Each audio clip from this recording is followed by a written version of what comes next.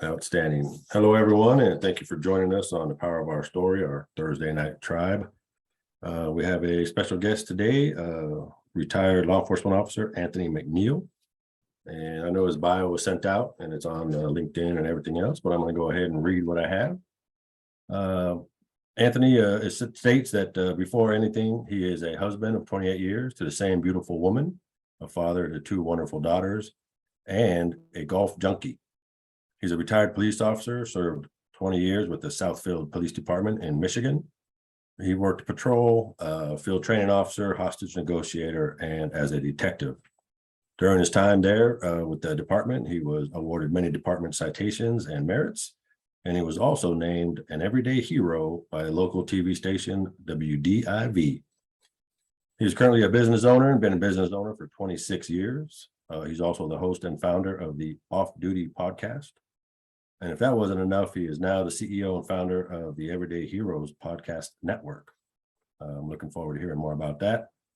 And that's a podcast network for first responders and those that support them, military, law enforcement, medical, doctors, nurses, EMTs, firefighters, and the like. So without further ado, I'd like to have Mr. McNeil here kind of share your story. Let us know what you're all about. Yes, sir. And I'd like to add to that, I am now, for the first time, an expected grandfather. So, outstanding. Just found that out. My oldest daughter and her husband are expecting their first child. So we're really looking forward to that.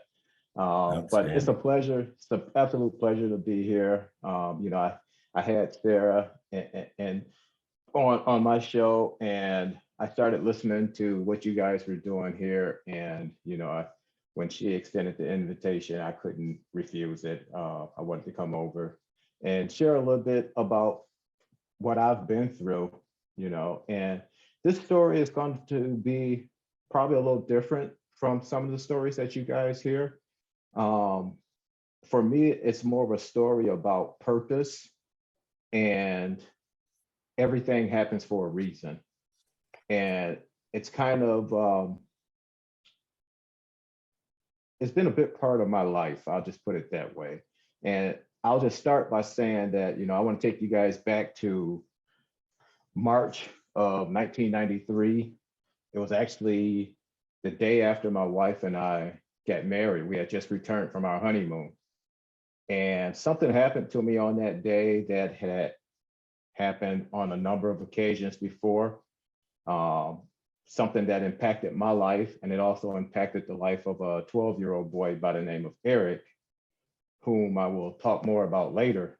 But on that day, like I said, it was something that had happened to me before, and I'm willing to bet that it's probably something that has happened to each and every one of you at some point in your life. And what occurred to me on that day was I got a stomach ache. And I know that sounds silly. I've had them numerous times. Usually they're no big deal, but this stomach ache was different because 7 days later, that stomach ache had turned into an unbearable pain. So unbearable that I was working afternoons at the time. And when I got home that night, I told my wife I couldn't take the pain anymore. I needed to go to the hospital. And when I got to the hospital, the funny thing is, a run that I was on earlier that afternoon at work ended up at the hospital.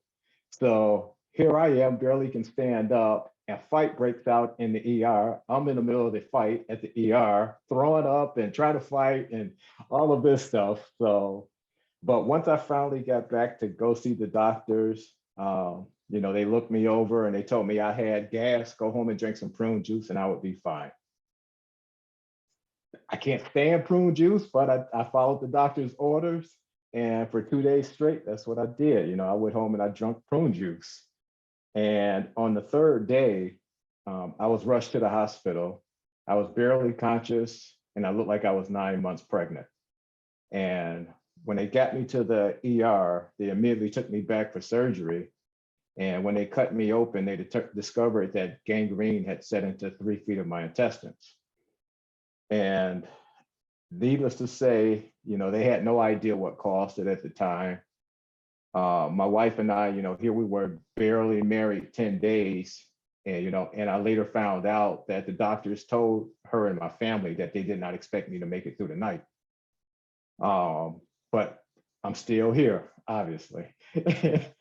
And so after about 2 months in the hospital, I was finally released, and I ended up walking around for almost a year with a hole in my stomach of about an inch in circumference and diameter. And I ended up going back in for a second surgery because I basically got a tummy tuck because they had to cut that opening out because it had become infected.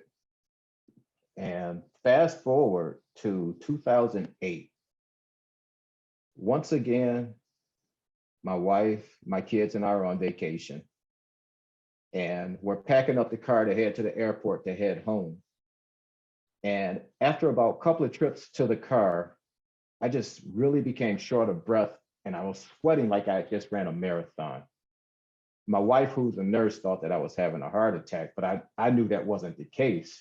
We were in Florida. I thought it was just the heat. I didn't think anything of it.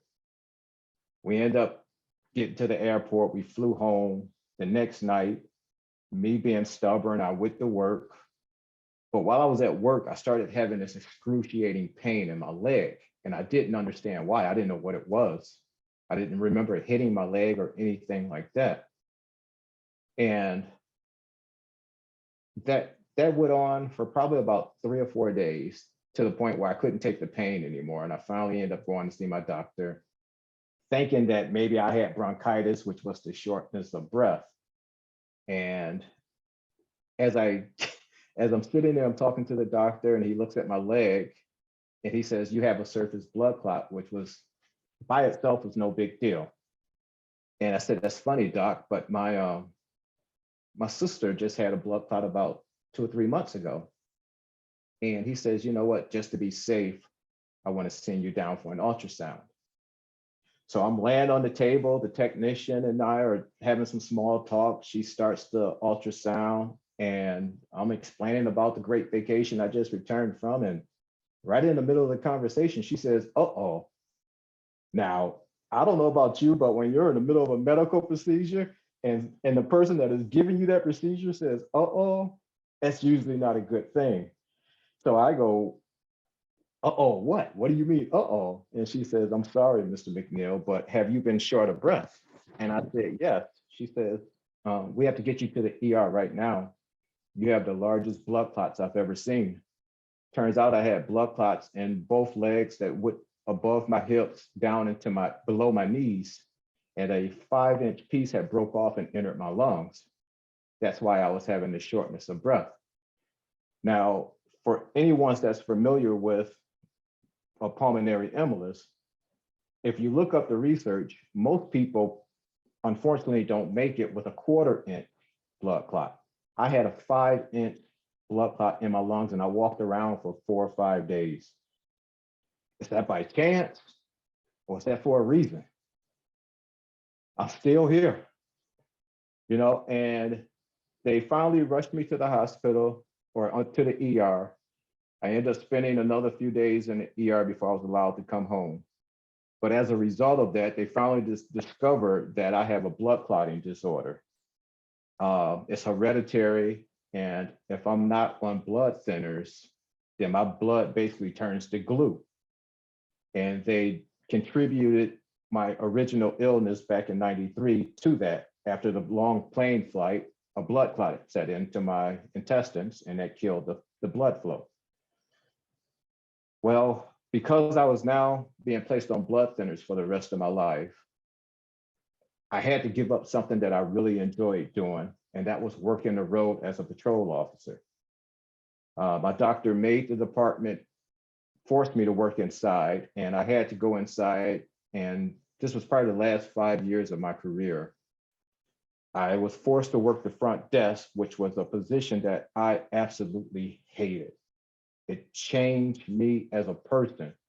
I went from being this happy, excited person that got along with everyone to a very unpleasant, unhappy, not fun to be around individual. And the funny thing about it, within the first week of me getting on the front desk, my purpose in life started to expose itself, but I couldn't see it at the time. During that time, that first week, something happened that happened at least twice, 2 or 3 times a week throughout my last 5 years, the entire time I was on that front desk.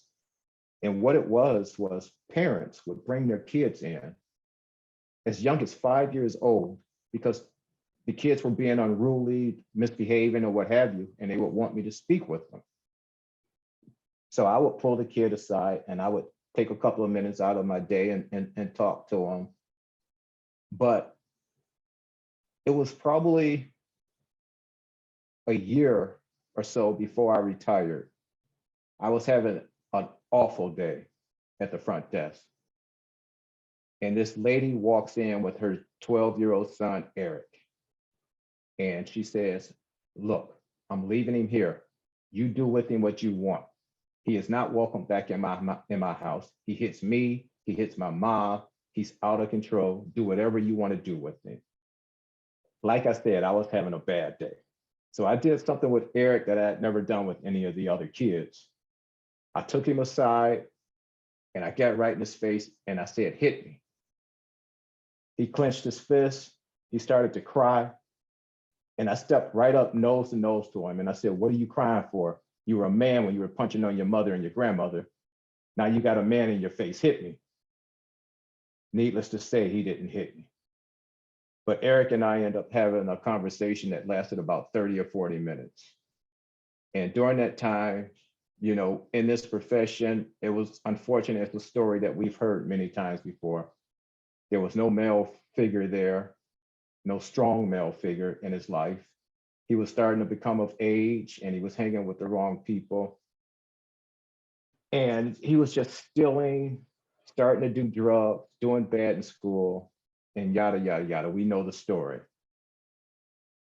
And the last thing I said to Eric that day was, look, I don't know you. You don't know me.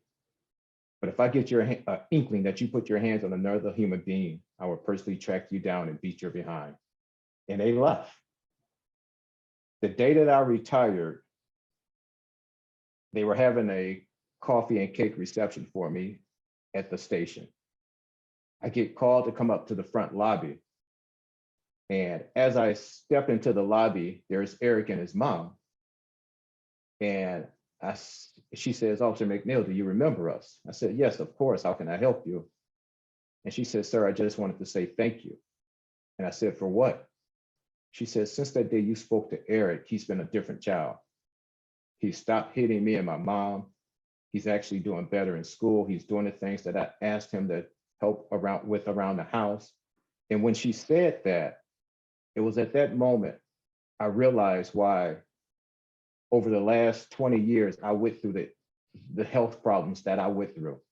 It was so that I could be at that front desk the moment that Eric and his mom came through the door. Because had I not been there, who knows if Eric would have gotten the same treatment and the same results would have occurred. And it was at that time I realized that my life purpose was being presented to me. But because I was in the middle of going through this unpleasant event with my health, I couldn't see it. You know, and I was at a spot in my life where I was not fun to be around. And when she said that to me, it was like I could finally see over that wall.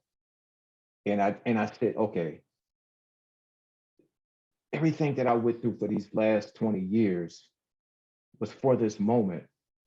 Now, what are you going to do with it? You know, and it was funny because at the same time, when she said that, I felt like I finally had a purpose in life. Everything that I had gone through in law enforcement, all the awards and everything that I had received, nothing meant more to me than that moment. I'm happy to say that I didn't stay in touch with Eric, unfortunately, but I did hear that he did go on to college, and he's out doing his thing as a productive member of society. And as a result of that moment, I started to realize my purpose was to work with kids and teach kids and talk to kids. And it's so funny because we in law enforcement, as first responders, when we're going through our tough times, no matter what happens, so I'm a firm believer that everything happens in life for a reason, good, bad, or otherwise. And when you're in the middle of whatever it is that you're going through, it's really hard to see, like I said, on the other side of that wall. And that was the place I was in when I dealing with my illness. I mean, it got so bad for me to the point where I started to play the victim role. I started to blame the department for not allowing me to work in a position that I wanted to work in. I started to blame my father for giving me this disease. I blamed everyone except for myself. And in that, and it's funny, you know, especially those of us in law enforcement, this accumulative stress thing that we deal with, it became very apparent to me during this time because it was just compounding. And I'll never forget one day, I was having a really bad day. It was a Sunday. I was working afternoons at the time. And I go into work and I said, today I'm turning over a new leaf. I'm not arguing with anyone. I'm not getting stressed out about anything. Well, that lasted about 15 minutes. And a gentleman comes in and he and I get into it and we're fussing back and forth and he ends up leaving. Well, I'm still fuming. I'm still pissed off. And a lady totally unrelated comes in and she steps up to the window and I look at her and I say, can I help you? And she says, well, I was coming to make an accident report, but you just looked at me like, what the blank do you want? And she was absolutely right, because mentally, I was still dealing with the knucklehead from 30 minutes ago. So now, on top of my health issues, I have all these citizens' complaints that I have to deal with because I'm being rude to people, and all of this stress was just building up on me. And that day that Eric and his mom came in, it's like someone let the air out of me because I realized that everything was for that moment. And I try to tell people now that no matter what you're going through, good, bad, or otherwise, it's for a reason. And sometimes we never know what that reason is. And sometimes it's clear as day, like it was for me, but we just don't see it because we're so caught up in the middle of what we're going through. And that could be anything from your health to dealing with stress, your marriage, your children, anything. When that stress is put on you, it's like someone put blinders on you sometimes, and it's hard to see other things. And for me, once I discovered my purpose, I felt like I had meaning again. Because when I left the road, that was something that I really enjoyed. And I felt like a large part of my identity was taken away. And when I had that conversation with Eric's mom, it felt like someone just pumped the life back into me. Because as I say, I realized at that moment what my purpose was, but now that I had purpose, again, I felt like I had meaning. And with that meaning in life again, I started to grow as a person. And it was funny because when I retired, my daughter came to me about 6 months later. And she said, since you've retired, we've noticed a huge difference in your personality. And she was right. You know, I wasn't dealing with that stress that I was dealing with every day that we deal with in this profession. And unfortunately, a lot of us don't address it. We just let it pile up on us, and we try to handle it in other ways. And I work with many people that fell into that trap, and whether it was alcoholism, sex addiction, anything, any kind of vice, so that they didn't have to deal with what the real problem was, and for me, not having to deal with that stress every day, it really opened my eyes. And that was a large reason why I started my podcast, because I wanted, as Sarah has said, my format is different than a lot of law enforcement podcasts in that I don't talk about politics, departments, policies, tactics. For me, it's all about the people, because we all have a story in us. And that's why I wanted to come on this platform. We all have a story in us. And when I started listening to the power of our story and some of the stories that you guys have shared, it made me realize that, my story, yes, I never had to deal with PTSD. At least I don't think I did. Um, and if I did, it wasn't in a manner like so many others have had to deal with it. But I did go through something that was eye-opening for me.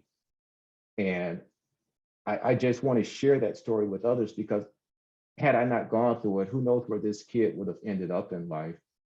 And now I'm out speaking to other kids at school about stress, especially with all the shootings and everything going on and all of that stuff. And I just want to say to all of the first responders out there, and anybody that, I don't care what it is that you're dealing with in life, look beyond the moment, because what you're going through, no matter how bad it is, it's a testimony for someone else. You are a testimony and a blessing just waiting for someone else that is going through something worse. And you may not see it now, but take 10 minutes and step out of their situation and look at how you can flip that situation around to help somebody else that's coming behind you that may be going through something similar. For me, when I did that, it got me up out of that cloud that I was in. I was able to see that there was a bigger purpose out there. And whatever you may be dealing with now in your life, I strongly ask of you, step out of it for a brief moment if you can. Because there is a reason that you're going through what you're going through, whether it's good, bad, and I'm gonna say that 100 times because that's something that I firmly believe in. But use that to your advantage. Have the power to flip that and say, you know what? This is doing this to me. This is what I'm dealing with. But I know that there's someone out there that's doing worse than I am. And become a blessing to those people by sharing your stories with them. Letting them know that, hey, look, I can relate. This is what happened to me. But here's how I got through it. This is what I did. And I love what this platform that Sarah has here, because I never thought that what I had to say was important. But I've told that story so many times. And when I say it to people, I get messages from people telling me, I got chills when I heard you say that. Because we don't know what people are going through. We really don't. And no matter how small you may think your part is, to someone else that's really suffering, that little glimpse of hope could be something that could pull them through.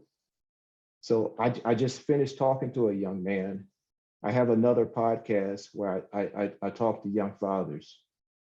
And I had a young man that I reached out to that I wanted to come on my podcast. And he refused to do so because his dad wasn't in his life. And he's now a father. And he said he wasn't ready to talk about the things that he dealt with his dad. And I told him, I said, look, I understand that you're reluctant to do it, but you have to understand that God put you in that position for a reason. It's so that you can be that voice for the next young man that's coming behind you. Just like I'm here now speaking to you, I didn't even know you 10 minutes ago. But look how we crossed paths. That was for a reason. I came into your life for a reason. You shared your story with me. Now you need to share it with others. And I encourage everyone that's on here that is dealing with anything in your life. Go beyond this platform. Share your stories because there is someone out there that needs to hear it. And you will be amazed at the feedback that you get when you do that from people. And again, for me, it was almost like therapy because once I realized that again, that purpose gave me meaning. And once I got that meaning, it allows you to get out of your own way because now it's not about you anymore. It's about taking what you have to help somebody else. And when you do that, that negativity just flips right over and everything changes for you. You know, that was my experience. That's what I had to do. And that's what I encourage everybody else to do. And it takes time to get to that point. I get it. Everyone's different. But just know that you're where you're supposed to be in life because there's a plan and a path set for you. I'm on this call with you guys tonight for a reason. I don't necessarily know what that reason is, but hopefully I say something that can touch one of you and help you realize that you're not alone, that you have a purpose. And I'm going to use that word over and over again because it's so powerful to me. Because I believe that once you get that purpose, life changes because it's no longer about me. It's no longer about me and what I'm going through. It's about taking what I have to bless others. And that's what I've tried to do with my podcast. That's what I've tried to do as a police officer, as a business owner, as a father. I try to use what I can to help others. And it's not necessarily being a servant in terms of, you know, being a counselor to anyone. It's just sharing my story because that is so powerful because someone can relate. Not everyone, but someone will. And the more you tell it, the more of those people will come to you as a result. I mean, I get so many messages from people that hear my podcast and just say thank you. You know, because that story it doesn't sound like a very dramatic story, but when you really think about it, what I went through, I shouldn't even be here. To this day, my doctor tells me I have 9 lives. You know, I shouldn't even be here. But God had a plan for me. You know, and at my darkest moments, I couldn't see it.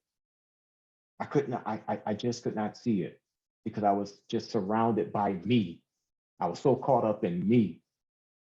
But I had to realize that it's not about me. And once I flipped that switch and recognized that, that's when I started to have an impact. And I went from being blessed to becoming a blessing for others. And I appreciate you guys having me on your platform. I know my story is not like a lot of the stories that you hear on here, but I just wanted to try to give that message of purpose and hope. And hopefully, you know, whatever it is that you guys are going through as individuals, you will find the strength within you to realize that, okay, this is what I'm dealing with. I'm gonna flip this mother blanker on his head And I'm gonna use this because I know there's somebody out there that's going through it worse than I am. And they need to hear this. Because if I can make it, they can make it.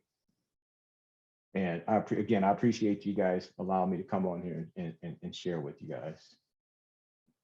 Absolutely. Absolutely. Thank you so much, Anthony, for sharing your story and, and being vulnerable enough to share with us. And, I think you have a very powerful story. And that's why I thank Sarah for creating this platform and creating this tribe and actually calling it the power of our story, because we never know what effect or the power of our little story that we share, how it may spread.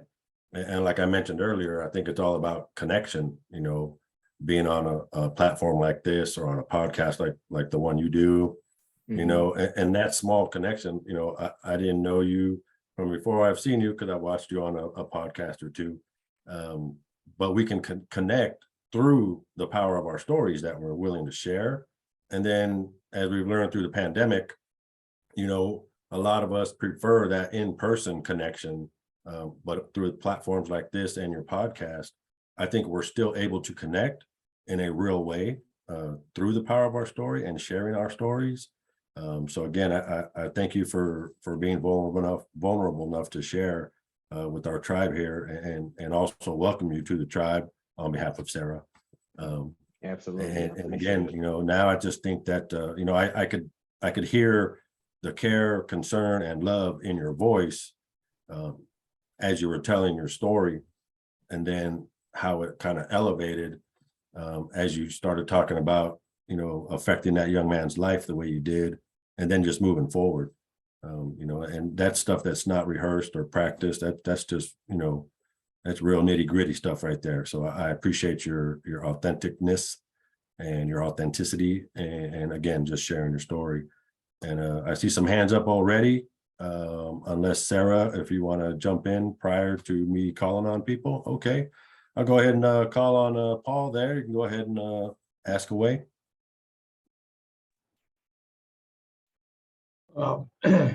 First off, I want to thank you for sharing your story, for being here. My first impression is that you may have found a home here in which to be able to share your experiences with other people who are in similar circumstances and need the wisdom and counsel of somebody who has been in your position for as long as you have and has gone through what you've gone through. The second thing is that your experience does not have to be dramatic or traumatic. What happened to you accumulated, and you can't put a pinpoint on the date when it started, but you know when it ended. Yeah. And I think there's a lot of value in that, because this isn't about drama. This is about your story. And we appreciate so much that you've come here to share it. And I thank you for that.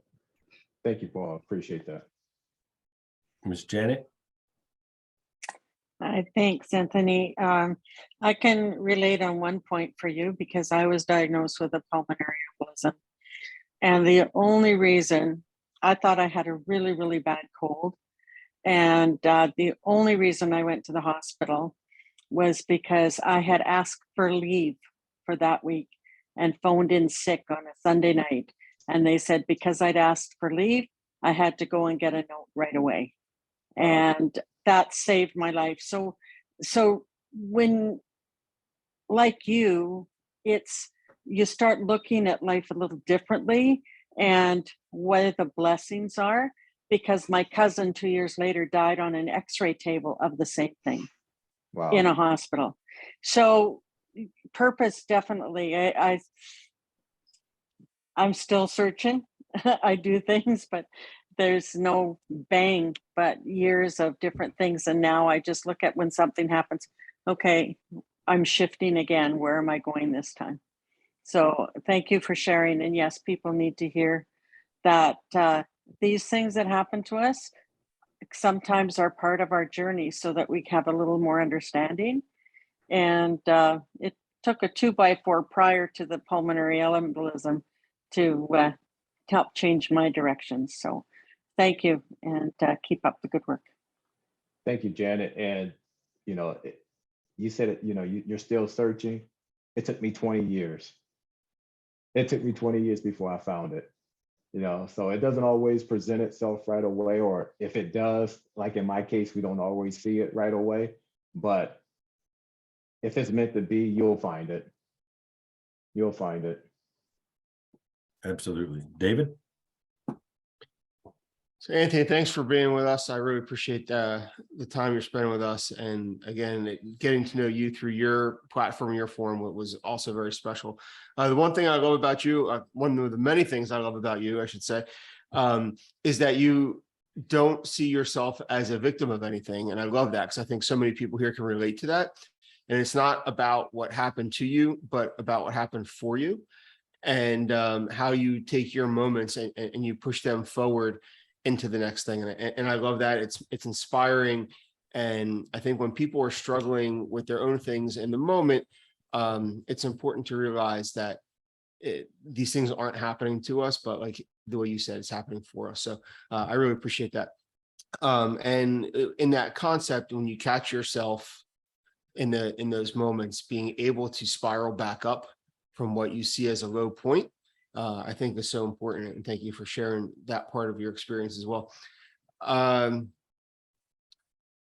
So the one thing I wanted to ask you was, and I know you had mentioned that you haven't spoken with that child. Have you ever tried to reach out? Are you interested in reaching out? What an amazing story that would be to reconnect with that person and share your story together. I think would be super amazing to me. Yes, I have tried to reach out, but I have not been able to locate. Last I heard, him and his mom moved out of state, and she got remarried, and I believe he was in, I want to say Illinois. I did try to locate him and reach out. I found two people I never did know his last name. So I really tried to do some backtracks, started because he ended up going to Michigan State. So I started there, but I never could figure out, because there was 2 or 3 Erics that I thought may have been him.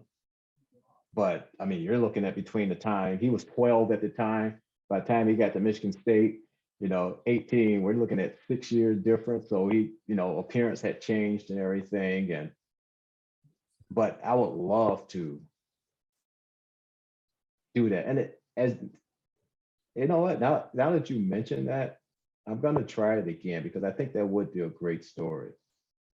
Yeah, I mean, that is a hallmark story for the ages, quite frankly. And if you ever do run into that individual, I have certainly a platform to share with you that I know that story would live on very well in the national media circuit. So I'd love to be able to support you with that in the event that you ever make that connection. And I just want to concur with you that the times that we have to affect children in the course of being a police officer are certainly the best part of my career.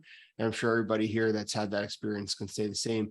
There is nothing better than that positive feedback you get from a child to validate your existence for your job. It's so special and so unbelievable.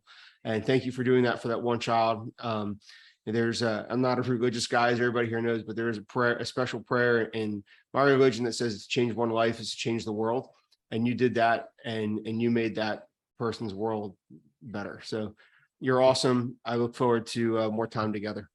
Have a great night. Thank you, man. Thank you. I really appreciate that. And it's funny, I look back over my career, and I could be a hard ass when I needed to, but I was the cop that if there was 10 of us standing there, I was the one that someone would come up and talk to. And for me, it was, I have this belief that in law enforcement, or really any service industry, every interaction leaves an impression, good, bad, or otherwise. you know, and in our profession, you always try to start good, but it's up to the individual to take it from there. You know, and they dictate for the most part where that conversation goes from there. But I just always believed that I tried to treat people the way I wanted to be treated. And it got me a long way. You know, again, going back to, and I don't mean, I could share stories all day long, but my very last actual work day, we had arrested a young man who was bipolar, and they put him in the cell, and he was having all kind of issues, and he was causing all kind of problems, so they had to take him back to isolation. And I was a hostage negotiator, and they needed to extract this person out of the cell, but he was like 6'4", about 280. Well, I didn't know it at the time, but he and his dad and I had a run-in when I was on the road. His dad was a prominent activist in the city, and he didn't like me. Believe it or not, he didn't like me. So, but when his son got arrested, he was causing all these problems. And like I said, they need to extract him out of the cell. So my lieutenant says, hey, can you go up and talk to this guy? And I said, sure. So I get up, I go up to the jail. As I step off the elevator, there was a young officer there that was going to be taking my place as a negotiator. And he has a taser in his hand, and he's wearing black gloves. And I looked at him, I go, what are you doing? And he says, I'm going to talk to this guy. And I'm like, everything about you says I'm here to do everything except for talk. You're holding a taser in your hand and black gloves. You know, and when I went back, finally talked to this guy, he was causing all of this commotion because no one took the time to listen to him. All he wanted was someone to go check on his dog, because when he got arrested, he hadn't fed his dog. I sent the car over to feed his dog, had no more problems out of it. You know, so it's just little things like that. I just believe that sometimes when we take that extra moment just to listen to people and try to put ourselves in their situation, and it's hard to do sometimes when you're on the road and you're going from run to run to run and all that stuff. It's really hard to do because you get caught up in what's happening and everything. But it's a different time now. I couldn't do the job today, to be honest with you. I couldn't do it nowadays, but I just always took pride in, you know, just trying to, that's why I became a negotiator. I enjoyed talking to people. And I just think it gives me an advantage being able to talk instead of always having to go hands-on with everybody, which unfortunately we have to do, but I choose not to if I don't have to. Absolutely. Ms. Brenda? Yes, so a couple of things I just wanted to touch on, and you just, I was writing my little notes and you just happened to hit on it. I think my biggest thing I wanted to bring up out of your story was the listening. When you were going over your story about how you were in the ER and they said, you know, go home and take this and take that. Like, I knew already without you telling me where that story was going. Because and you know, I can laugh at it from the outside going, oh, I know what they did. Because I've also, you know, being a nurse so long, I've also been the patient. And the hardest thing for me to learn was to be the patient, because I was so used to being the nurse and, you know, running things. And I really found out that there are so many people, including the medical, you know, that just don't listen. They're on their own agenda. They have their own, you know, thing to push, and this is what we're going to do, and this is how we're going to do it. And you also mentioned when you were opening up about how people just come up to you and talk to you. So I'm that girl. I'm that nurse. I have that face that says, come sit by me, tell me your whole life story. But it's what's made me a good nurse. And I, you know, it's a gift. It's a gift. And I know that's what makes me good at what I do, because I can read into and I can listen to and I understand it. But I also know that comes from past trauma, why I'm so good at tuning into the room. And so I also have a history of PTSD, you know, being sick. I had a lot of problems with panic attacks and just a whole lot. It was a lot. And so when you were going over your story, it came up. My boss, I had the best boss. She always used to tell me, girl, get out of your own way. Get out of your own way. And so when you're trying to find that purpose, I think we're so used to doing things our way, and this is how it's going to be, and this is how it's going to be. And, I think, and I know not everyone is into religion or beliefs, but I think that's where I believe that, everything in God's timing. We want everything to go our way, and we have to learn to sit and be still. And that's the hardest thing to do, because we are so used to being occupied, running 99 miles an hour to keep ourselves busy. And everyone in this group, I think, knows that's just to keep our mind occupied so we don't drift off into the things that we don't want to think about. And I had a conversation with a friend a dear friend, dearest friend to me, and who's going through a really tough time. And his tough time, the things he was saying out of anger that are going on in his own life were triggering my own, they were pushing my trigger buttons. And I was like, okay, back up, back up. Like, I'm not the one going through the problems. He's going through the problems, but I had to recognize he's pushing my buttons. And I think back to listening, my biggest thing is to listen to each other. The stigma and everything with mental health and people not wanting to speak up and step out and say things and call people and ask how you are, I'm going to get teary-eyed, because this is someone that I respect.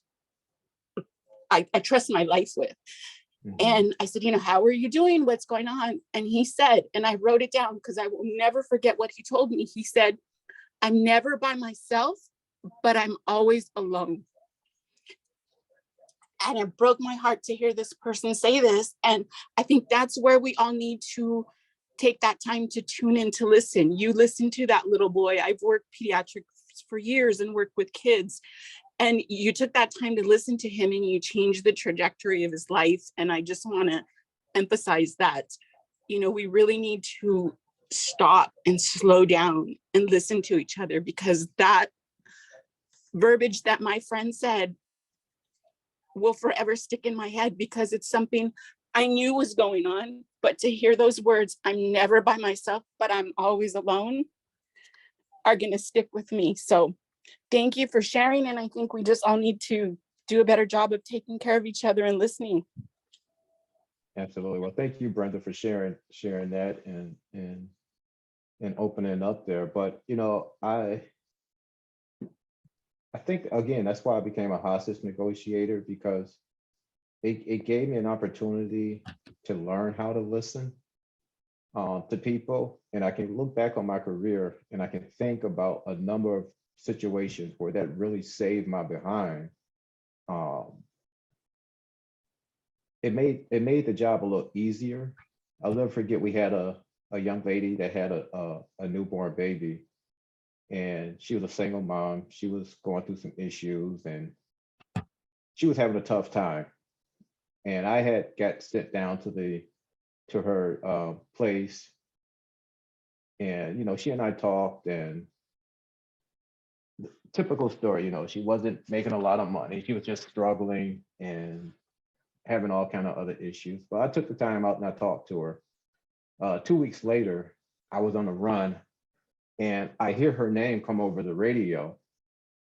And I think I was on a sudden death or something. So I was tied up for a little bit and I couldn't leave. But it turns out she had barricaded herself in her trailer with her baby, and she was threatening to harm the baby. So, I'm doing my thing, trying to wrap up what I was on to get down there. And by the time I did get down there, they had other officers there who had her trailer surrounded and everything. And they had been down there for about an hour or so. So when I got there, I got out of my patrol car and I walked up to the door and knocked on the door. And I just said, Natasha, open the damn door, girl. She says, Officer McNeil? I said, yeah, open the door. She opened the door up.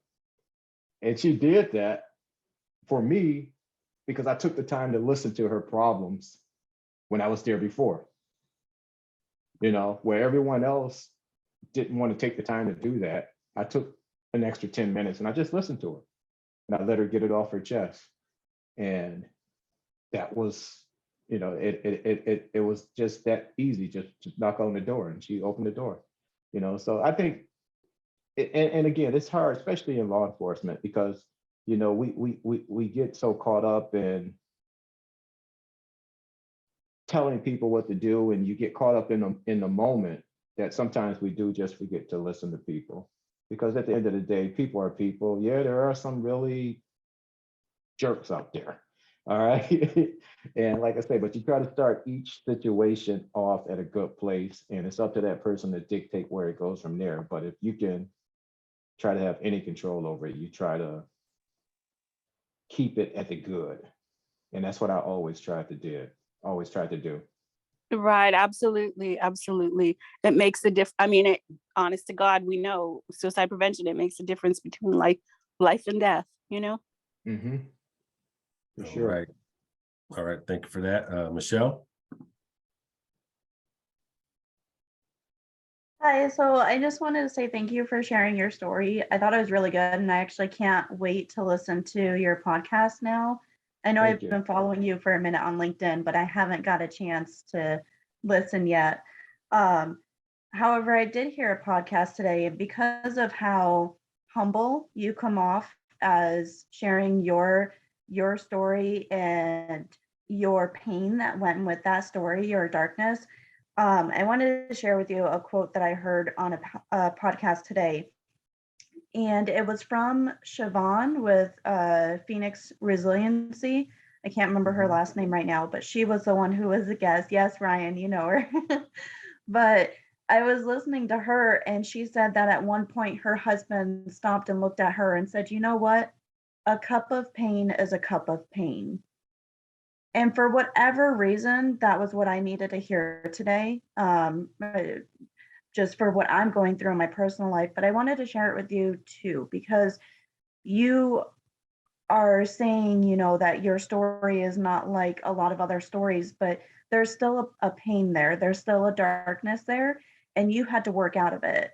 And I think that right there, it doesn't matter if it's different from my story or, you know, anyone else's story. I think that the inspiration and the hope that you bring from it is what we're all going to take from it. It's, you went through darkness. We've gone through, and some of us are going through darkness.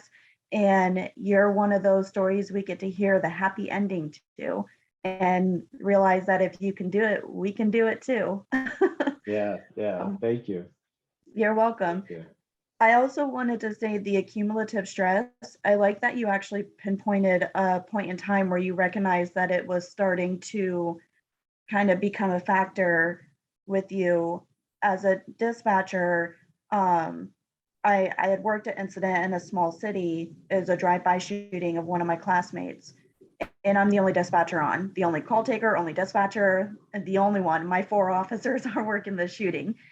As I'm handling everything, I get another phone call for a woman who's like, she's an old lady, and she says, "My dog is barking. I don't know what's going on." And I wanted to just yell at her and say, "Do you even know what I'm dealing with right now?"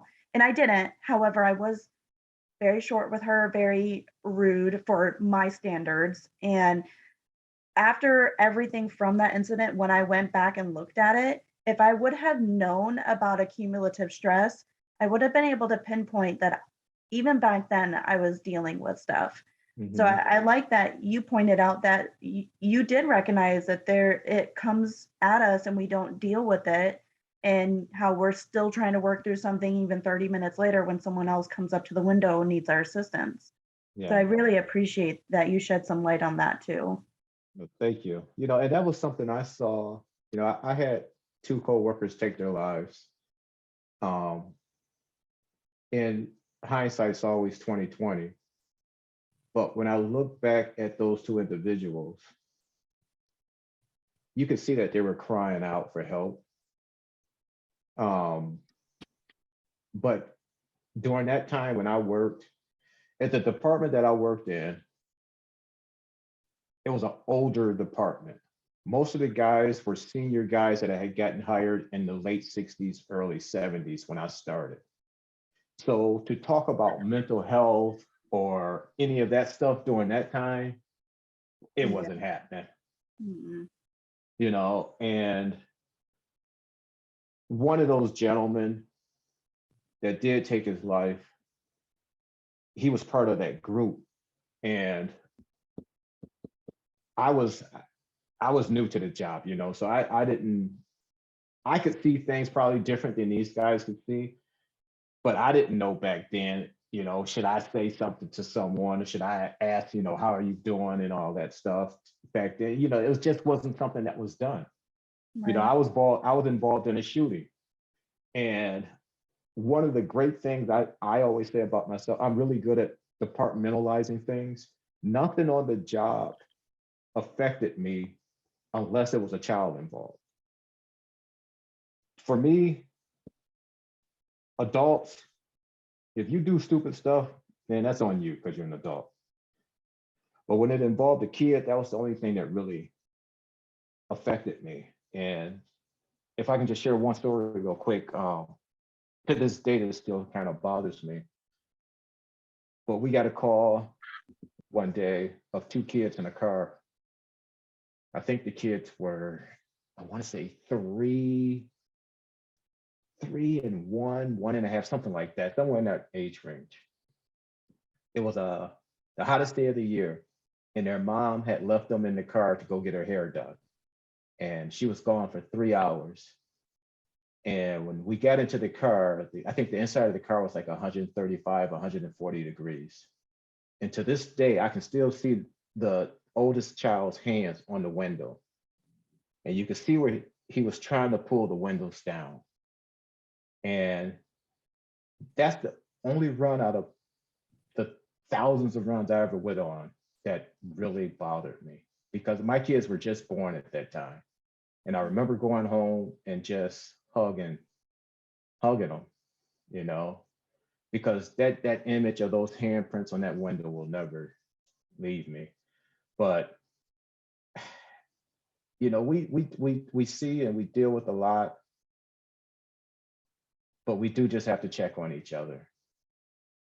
You know, and I wish I could have said something to those 2 individuals that I worked with at the time. But, you know, like I say, back in the day, it was shut up, rookie. You know, you stay in your lane, you know, and I'm happy to say that times are changing somewhat. But yeah, we just need to just check on each other more often. We do. And what is your what's the Everyday Heroes podcast network?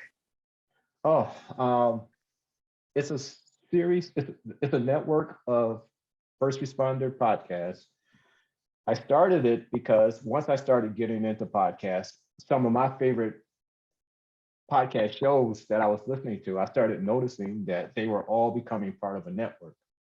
So I wanted to have my show be part of a network, but there were none for first responders. Mhm. So I said, well, hell, I'll start one. And I ended up starting, and there's now 11 shows in the network, which makes up everything from law enforcement. I have 2 firefighter wives, 2 nurses, a couple of mental health experts, still looking for a military show. And then I think there's 3 or 4 law enforcement shows. But the whole purpose of it was to bring all of our shows together and use all of our numbers so that we can start bringing on sponsors and things like that. That was the whole point of the network. But it's just a conglomerate of shows that all are in the first responder niche. I love that. Okay. Thank you. Paul, did you have another comment you wanted to make? I see your hand is still up. You're muted.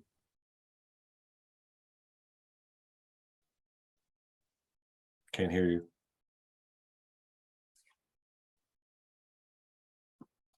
I can't hear you, or I'd be able to hear you chewing. Sorry about that. There you go. I will be brief. Anthony, or excuse me, Brenda, I agree that oops is not a medical term. It is not something you want to hear when some guy's holding a scalpel. But the important point, 2 of them. The first is you will probably never know the ripple effect that you had on Eric as he has improved his lot in life, his attitude and his demeanor, and shared that with other people knowingly or unknowingly, by example, if nothing else. And so it's not just one person. It is to you, but it's not to the world. Second point, if you want some help, I know a guy who finds people. I shave them every day. I look for runaway teens and non-custodial parental abductees and folks like that, and I recover them. I've recovered over 100 children that way. Wow. And I'm happy to help you. I view it as a puzzle, and I just have to put all the pieces together. And when I have, I know where he is Awesome. and who he is. So feel free. I have clicked on follow you on LinkedIn. Okay. Feel free to correspond with me there or as you see fit. And I'm happy to help, because I think David really hit on a good idea. Having you and Eric on the same program, each sharing your points of view about what occurred in the interaction, I think is extremely powerful. Wow. Yeah, that's great.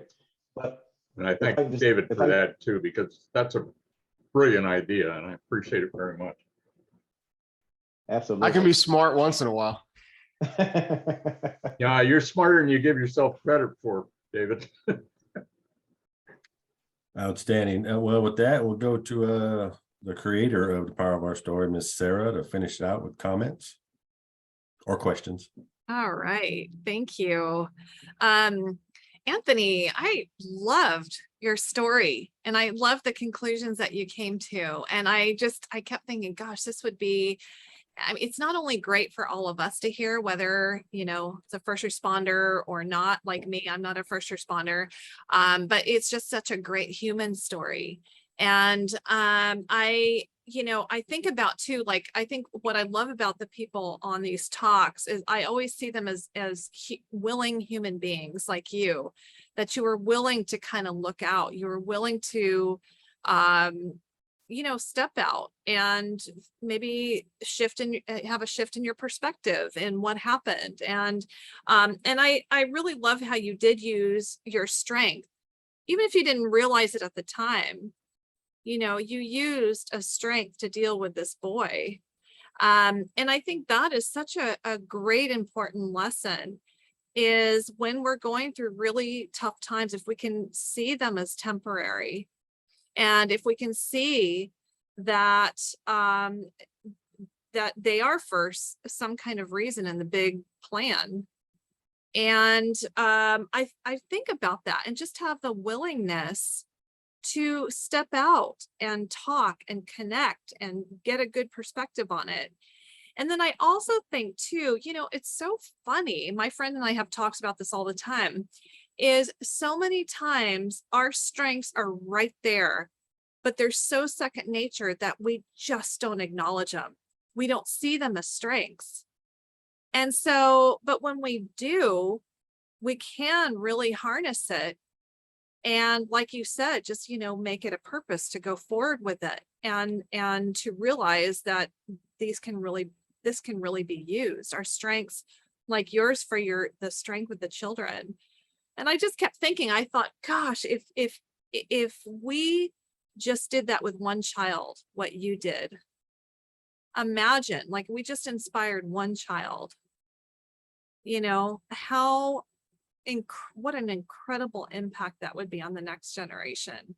So I love your story, and your powerful stories don't have to be all about trauma, although yours sounds pretty traumatic to me. But I really appreciate what you did with it. So thank you. Thank you.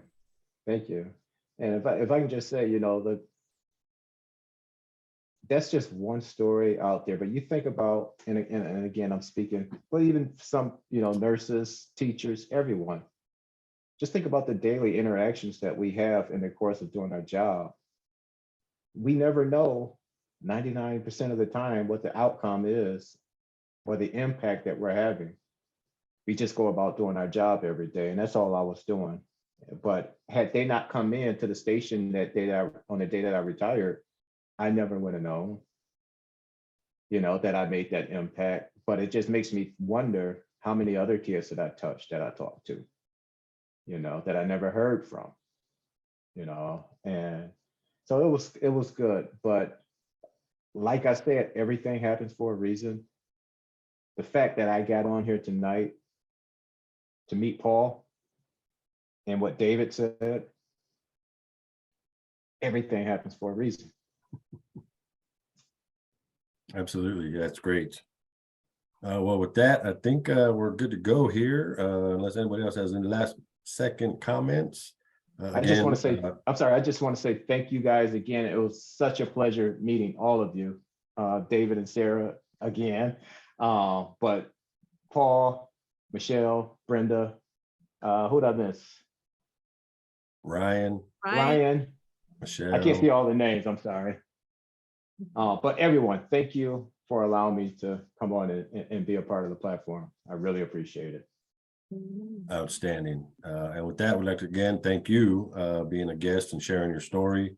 Anthony McNeil, retired law enforcement officer, host and founder of the Off Duty podcast, and CEO founder of the Everyday Heroes podcast network.